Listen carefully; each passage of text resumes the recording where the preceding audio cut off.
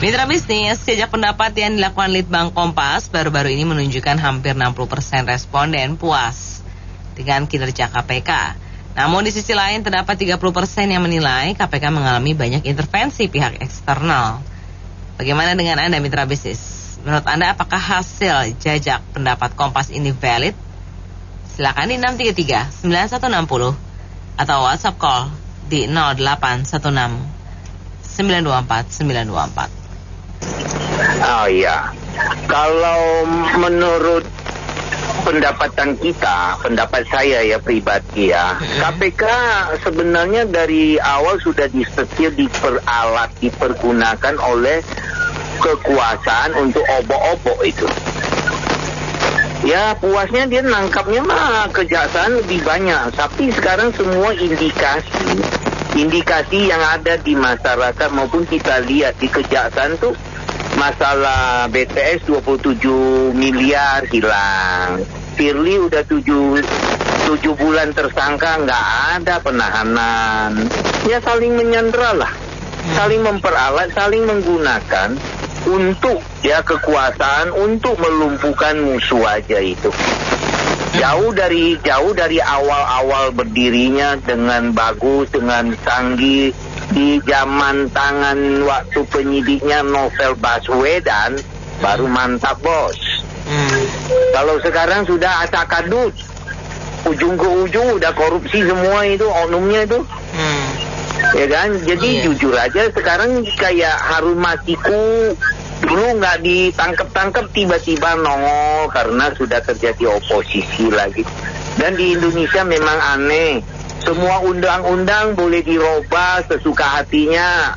Undang-undang tenaga kerja diubah. Sekarang undang-undang juga dirubah sama Erick Thohir.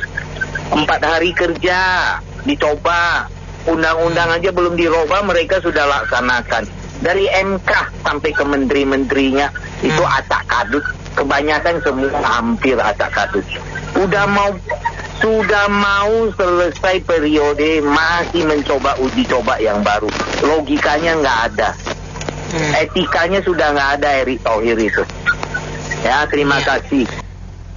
Ya kalau saya ditanya puas apa enggak ya masalah KPK, saya bilang nggak puas. Kenapa saya bilang nggak puas ya? Ya buktinya aja waktu kejadiannya apa ketua KPK-nya aja udah ada main sama Yasser Limpo yang kemarin itu. Satu. Keduanya, ini kasus timah aja yang ketangkap orang biasa. Nah mungkin nggak ada pejabatnya. Tonjolkan dong pejabatnya siapa di belakangnya. Biar rakyat tuh tahu. Kalau saya bilang ditanya yang saya bilang disuruh tanya puas apa enggak, saya nggak puas. Itu aja sih Bu, makasih.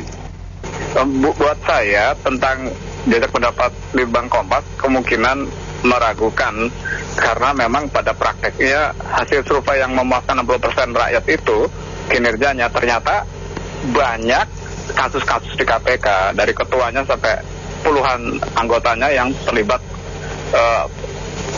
gratifikasi atau suap ketuanya mantan ya atau anggota-anggotanya puluhan itu terlibat pungli, bahkan yang terlibat pungli tidak dihukum, hanya minta maaf saja, harusnya kan diproses pidana. Dan ini juga tidak sesuai dengan pasal 27 konstitusi kita Undang-Undang 45 di mana yang dimana 4 kali, di mana tiap warga negara berhak diperlakukan sama di depan hukum atau di mata hukum atau di dalam penegakan hukum. Dan ini bukan contoh yang baik bagi penegakan hukum buat rakyat ya, padahal ini komisi pemberantasan korupsi ya. Dan kalau mengenai tulisan di tajuk koran Kompas saat ini yang mengenai bagi-bagi jabatan di BUMN, itu mungkin saat ini ya mungkin saya setuju karena memang BUMN zaman dulu itu kalau jabatan berdasarkan prestasi kemungkinannya. Kalau sekarang ya berdasarkan bagi-bagi jabatan kemungkinan seperti itu sekarang mau ramai itu nanti kemungkinan tajuknya jadi diskusi kemungkinan seperti itu. Terima kasih. Assalamualaikum warahmatullahi wabarakatuh. Ya, kalau masalah jajak pendapat kelihatannya mulai dari sebelum pemilu juga jajak pendapatnya bermacam-macam. Jadi ya nggak tahu mereka melakukan yang hasil survei itu dilakukan di mana. Jadi ya mestinya nggak perlu diperbincangkan. Ya kita lihat aja kualitas dan hasil kerjanya. Jadi sebetulnya pertanyaannya ada dua itu ya. Apakah percaya dengan survei Litbang Kompas? Nah itu sebetulnya penekanannya di situ. Kalau Kompas saya percaya. Ya dari segi integritas, dari segi kualitas sumber daya manusianya saya percaya. Nah kemudian kalau pertanyaannya apakah KPK bisa dipercaya? Nah itu masalah lain. Ya, ya memang sih kadang banyak sekali terpengaruh dengan masalah politik ya. Banyak sekali orang-orang politik dari partai, dari DPR maupun dari kementerian kepala daerah yang notabene adalah orang-orang politik, dan itu banyak sekali tersangkut dengan masalah masalah korupsi dan lain-lain.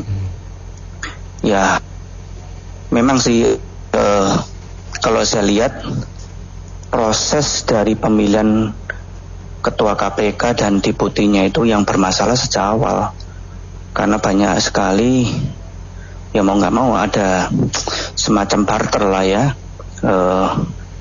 Itu kan dipilih juga oleh DPR ya.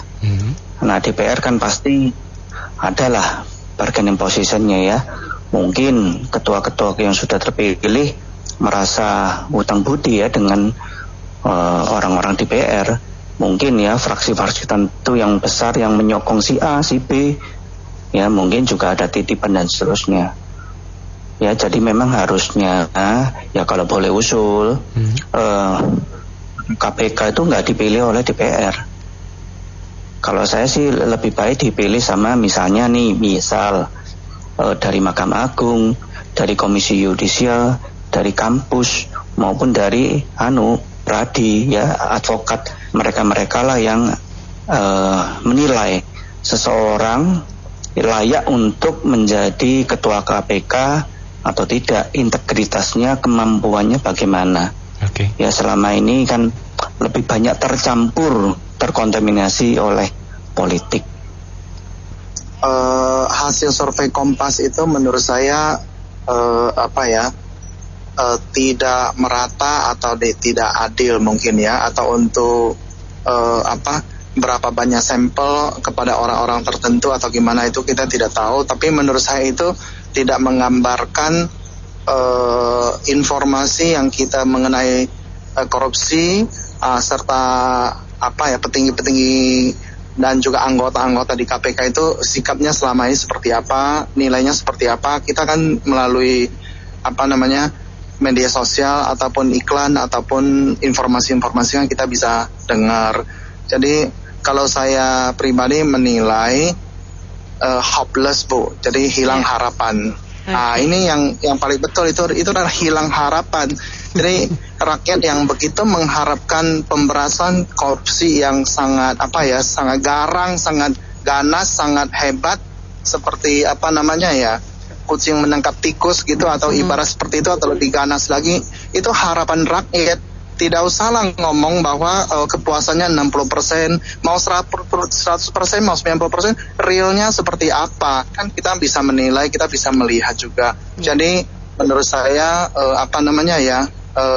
rakyat agak sedikit kehilangan harapan terhadap penegak hukum yang harusnya lebih ini lagi lah, lebih ditingkatkan. Nah, orang kepalanya juga begitu, anggota-anggota begitu, masa nilainya 60 kan tidak mungkin. Jadi kita nggak perlu susah-susah, mungkin Litbang Kompas itu kebalik juga kali ya. Harusnya yang intervensi itu 60, yang 60 itu intervensi, yang 30 itu ini itu Litbangnya lagi ngantuk deh kali waktu masukin datanya itu. Gitu saja lah kita. Karena kita lihat aja yang kepalanya aja sampai sedetik ini udah dilanjutkan ke persidangan gitu saja. Makasih kan, Assalamualaikum. Ini mungkin itu Kompas itu ambil sampelnya itu dia milih yang mendukung. Kalau yang ditanya yang mendukung ya pasti puas. Tapi kenyataan hukum di kita ini itu intervensi, ada yang intervensi karena uang, ada yang bayar, karena ada komandannya, perintah, dan berapa intervensi karena itulah uang atau atasan. Makasih. Kalau Kompas saja, media Kompas, media massa itu di Kompas itu dalam penilaian saya dari semua media yang ada, terutama TV ya, atau ya TV lah, termasuk kredibel, paling kredibel gitu. Mungkin saingannya Tempo mungkin. Nah, kalau media saja sudah diragukan kualitasnya, bukan main. Padahal media itu salah satu elemen demokrasi. Selain legislatif, eksekutif, yudikatif, media. Jadi kalau media saja dulu sudah diragukan, ini kerusakannya komplit sudah, lengkap. Bahkan tadi pagi saya mendengarkan Ibu Wati mengomentari, tidak hanya KPK, semua kan. Semua artinya semua lembaga itu. Dari mulai MK, MA, PPK, KPU, Bawaslu, terus apalagi ya ini sekarang KPK ini bukan main. Kemudian pihak lain yang bisa diharapkan oleh masyarakat adalah kaum intelektual, profesor, doktor, guru-guru besar, dosen-dosen, budayawan, rohaniwan. Ini pun sudah nggak berdaya karena mereka perjuangannya hanya berdasarkan moral force. Mereka nggak punya senjata, nggak punya massa, nggak punya duit. Tapi kalau para pejabat tingginya tidak punya moral etika, ya kepada siapa lagi kita berharap? Bukan main ini. Jadi saya setuju dengan yang 30% itu. Kalau saya sih 1000% nggak yakin tuh, Kompas. Kenapa? Koran-koran kayak sekarang itu ya sama tahu deh nggak? Kayak dulu Tempo, CNN-nya berita semua ada politik unsur macam-macam deh. Ya, saya takutnya di Kompas kena terpengaruh apa atau ada udang di balik puyung hai, tau nggak? Maka saya nggak yakin deh, pokoknya saya pribadi nggak tahu deh. Hukum kita tuh lihat deh, ya nggak? Yang kemarin KPK, ya nggak berjamaah, cuma minta maaf doang. Tapi selesai Kompas begitu, saya sih nggak percaya deh. Soal hukum Indonesia memang ada kacau. Saya masih ingat deh, itu saya punya paman almarhum pengacara Yaktiamhin. Kalau dia kan paling top di zaman Orde Baru. Dia punya teman kan seperti Adan Buyung Dasution semua. Dia bilang sama saya, kok kamu kok hobi hukum, hobi politik, kamu ngamat deh. Indonesia punya hukum pasti kacau. Saya tanya dia, kacau di mana? Ya kamu nilai ya, apa budaya manusianya kurang atau pengaruh agama dan sebagainya. Dia bilang gitu kok. Ya, ternyata kan benar ya, pengamat dia. Dia kan tuh zaman Orde Baru mau ditangkap kan, nah itu. Jadi apa yang dikomong tuh sekarang ada bukti-bukti terbukti. Ya itulah negara kita kacau, nggak sampai kapan deh. Ya kalau saya Borupi ini, kepuasan saya sendiri pribadi rasanya cuma 10% ya Pak. Karena dari tindak lanjut dari pemekaran segala eksekusinya itu terlalu lama Pak. Kalau ibarat kerupuk itu kayak kerupuk udah masuk angin. Kita ngedenger beritanya juga kayaknya udah lupa siapa perkaranya, siapa yang buat nggak tahu kita. Seperti yang udah-udah juga kan kayak gitu. Angin lalu busuk bau berlalu. Jadi pandangan saya kalau KPK kompetensinya mau diangkat harkat martabatnya oleh masyarakat atau rakyat yang akademisinya tergolong mapan atau mandiri, ya nggak kayak gitu juga pendirian mereka menjalankan eksekusi itu kan Pak. Dengar Pak Anto? Iya. Ya jadi ya agak semuanya juga jadi kacau balau nggak karuan, jadi berantakan lah sistem negara ini. Kalau hukumnya nggak bener ya berantakan. Seperti semen itu jatuh ke keramik, aduh repot banget Pak. Harus dibersihkan sama keramik-keramiknya. KPK itu apa ya sebenarnya, sampai lupa itu. Komisi Pemberantasan Korupsi. Oh, kayak kelompok bela keuangan. Oh, beda lagi ya? Apa yang punya uang dia bela pokoknya. Banyak arti. Karena visi dan misinya udah jauh dari awal pembukaan gitu. Malah saya sekarang agak heran ya dengan Kompas ya, yang selama ini selalu kredibel, selalu dipercaya oleh banyak masyarakat. Kok tiba-tiba kira-kira jadi melenceng gitu mengenai hasil surveinya. Ada apa dengan Kompas ini? Apakah dalam tekanan? Apakah ada timbal balik? Saya nggak tahu nih. Mungkin ada yang bisa menjelaskan nanti di tajuk Kompas berikutnya mungkin. Cuman pesan saya sih ya kalau untuk yang itu ini sebaiknya yang orang-orang lama tuh yang sudah nggak mumpuni ganti saja, ganti dengan orang-orang baru yang mungkin berani melawan korupsi dan kekuasaan yang selama ini di lingkaran KPK gitu. Mungkin butuh suatu gebrakan besar lagi sih intinya. Soalnya nggak tahu kalau untuk pemerintahan berikutnya apakah tambah bagus atau tahu. Berdoa aja lah supaya ini bersih makin. Iya, ini KPK perilakunya kelihatan nggak keru-keruan gini. Ini yang kasusnya Hasto itu loh, Mas Hasto, yang tasnya Kusnadi, stafnya Hasto itu dirampas. Jadi kalau dihitung secara sebab akibat, ini gara-gara akibat dari keputusan MK 90 ini. MK 90 merambat ke KPU merambat lagi ke Bawaslu, memberikan peringatan terakhir, tapi sampai 3 kali. Sampai ke yang lain-lain, ya ini salah satunya ke KPK ini. Jadi semacam ada duplikasi perilakunya. Kan MK itu lembaga hukum tertinggi ya, bidang hukum. Itu juga MA, begitu lagi. Jadi yang di copy paste itu mungkin ini ya, keputusan Jimli Asidiki. Jadi istilah final dan binding itu loh. Jadi terakhir dan mengikat. Oh, cuman begitu sanksinya. Jadi orangnya dipecat sebagai hakim, nggak boleh mengadili kasus-kasus pemilu lagi, tapi keputusannya jalan terus gitu. Akibatnya jadi aparat hukum yang lain ini semakin berani. Nah ini kebiasaan seperti ini kalau diterus-terusin menjadi budaya.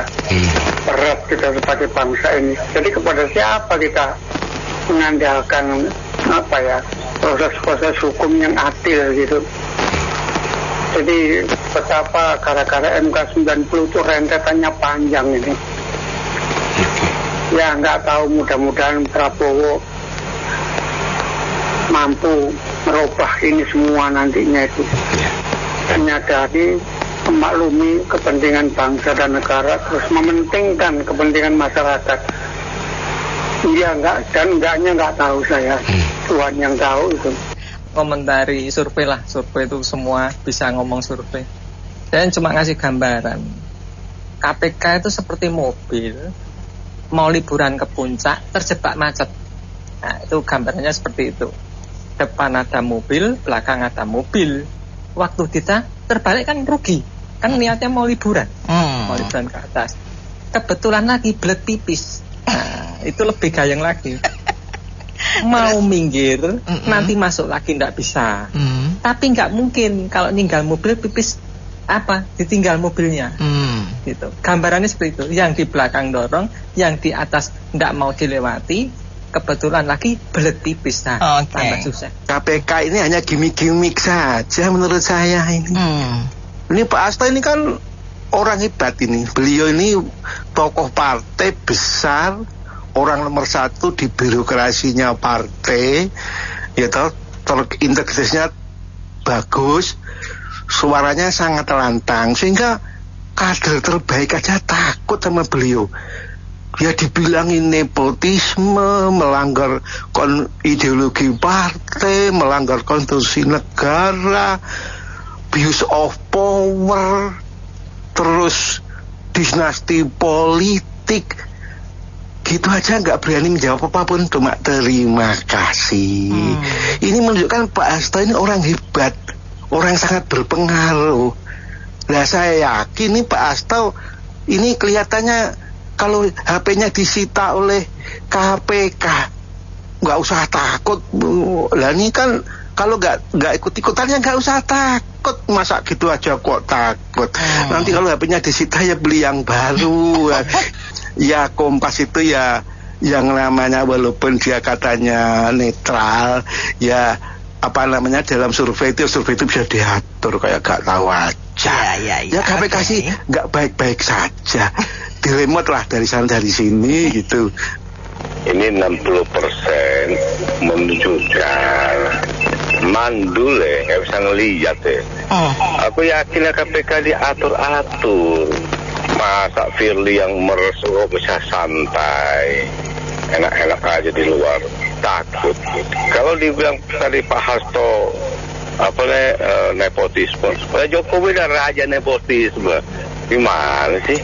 Aduh, ini hukum Indonesia kacau balau. Kalau pohon itu atasnya udah goyang, di bawahnya goyang semua, gitu. Jadi sekarang negara baru kita ada negara baru, namanya negara IKN. Jadi IKN lebih penting dari negara Indonesia, gitu loh. Makasih. Ada yang namanya deviasi. Ya, deviasi itu selalu dibilang, oh ya 3%, 4%, itu kan sudah deviasi. Belum kita harus paham bahwa survei itu tergantung siapa penyelenggaranya, ya. Kemarin survei suara pemilu itu, nah, yang mengadakan survei itu adalah pendukung juga salah satu calon. Itu kan nggak benar. Dia harus ungkapin dong bahwa dia penyediaan dana siapa, intensinya apa. Jadi pertanyaan itu bisa diarahkan, ya. Kan selalu bisa dibentuk, oh, Anda A atau B, padahal dia feelingnya C. Nah, itu kan membentuk opini publik. Nah, saya tidak mengatakan Kompas begitu, ya.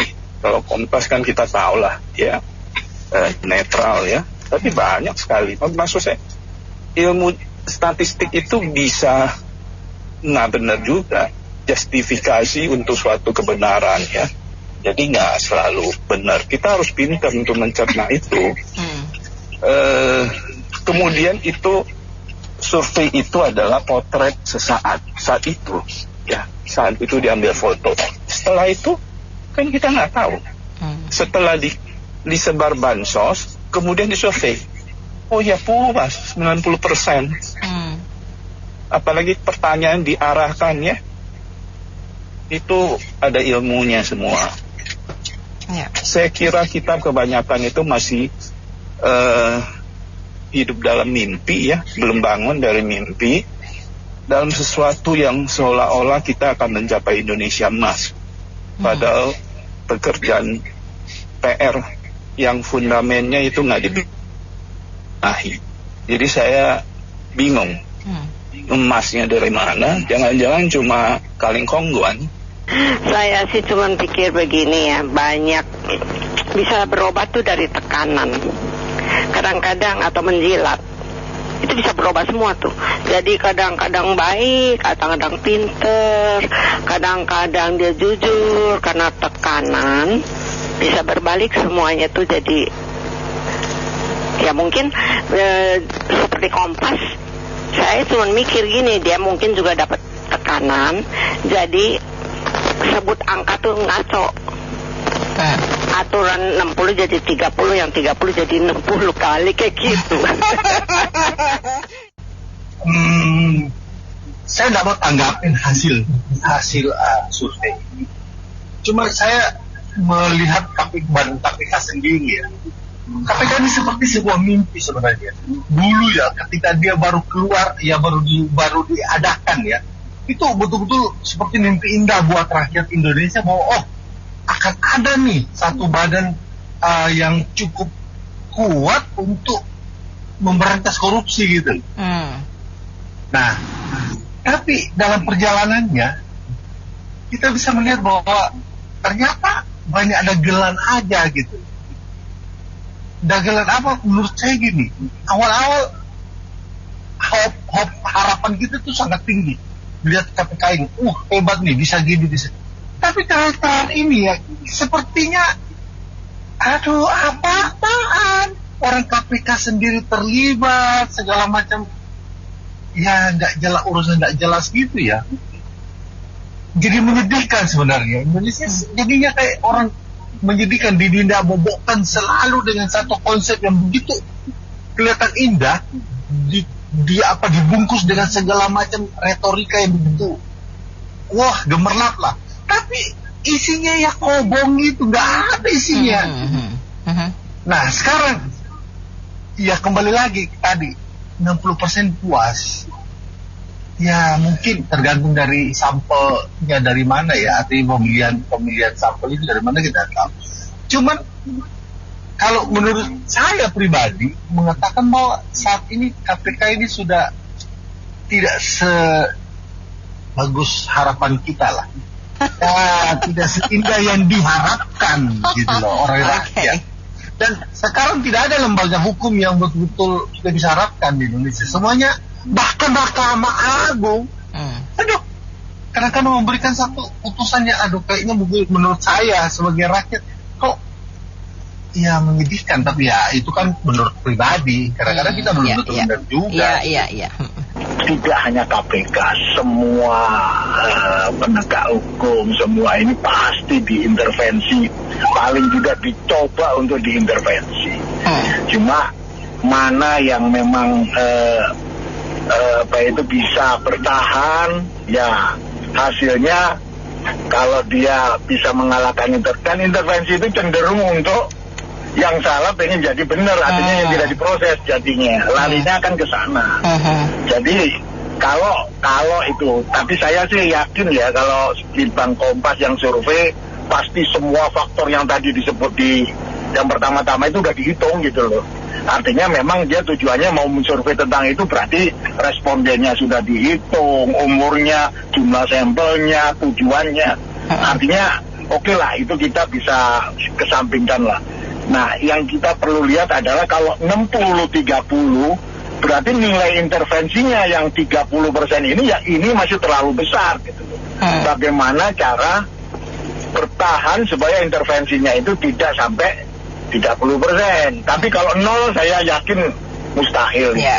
Nah, cuma sekarang kita lihat KPK yang sekarang memang apalagi ini sudah di akhir-akhir masa jabatannya, dia mencoba untuk ya ibaratnya kembali ke jalurnya.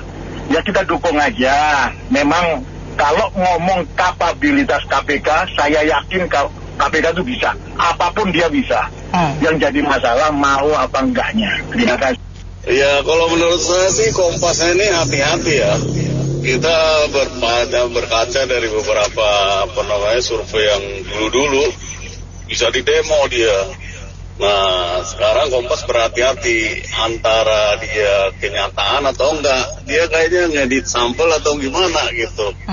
Kenapa? Karena KPK ini kan berdiri setelah polisi, jaksa, hakim tidak ada yang dipercaya. Untuk katanya sih pembela keadilan ya. Nah, sekarang KPK dia setelah borong-borongnya terbuka. Nah, untuk saat ini ya dibikin sampel diambil sampel oleh Kompas ya, kenyataannya seperti itu. Tapi sampel yang diambil tuh di mana, di berapa orang. Nah, itu juga bisa mendeviasi hasilnya gitu. Dan kalau saya melihat sih Kompas hati-hati, dan memang kemungkinan seperti itu. Ada 60 dia cenderung ke arah yang mau kenyataan, tapi dia nggak bikin 90% gitu. Karena kenyataan di surveinya itu 90%, cuma dia kurangin jadi 60. Menurut saya sih begitu. Jadi ya berhati-hati untuk memblow up hasilnya supaya aman, dia cari aman. Gitu aja sih. Gini ya, IQ rata-rata orang Indonesia itu kan di bawah 80. Sorry to say, faktanya gitu. Dan kita itu menempati 139 di dunia. Jadi kasihan kan? Makanya saya itu nggak heran kalau orang Indonesia itu memorinya pendek sekali. Nah, inilah yang terjadi kalau sampai Kompas itu bisa dapat survei 60% itu puas. Gimana 60% puas? Yang baru terjadi aja tahun 2023 KPK itu memulihkan aset negara itu cuma 525 miliar. Sementara anggaran KPK di tahun 2023 1,3 triliun. Itu aja nggak usah susah-susah, berarti kita udah tekor lebih dari 50% uang pajak kita untuk bayar KPK. Dan yang menjengkelkan kalau ngelihat pejabat KPK kayaknya kepengen lemparin batu deh. Kesel banget karena jujur aja ya, bayangin aja mereka itu emangnya lupa ya kalau baru ini berapa puluh orang yang udah ditangkap di penjara KPK dan sebagainya, dan penyidiknya juga. Terus penyidiknya sendiri yang berantem. Terus habis itu siapa Firly itu yang korupsi dan memeras. Kok bisa mendapatkan 60?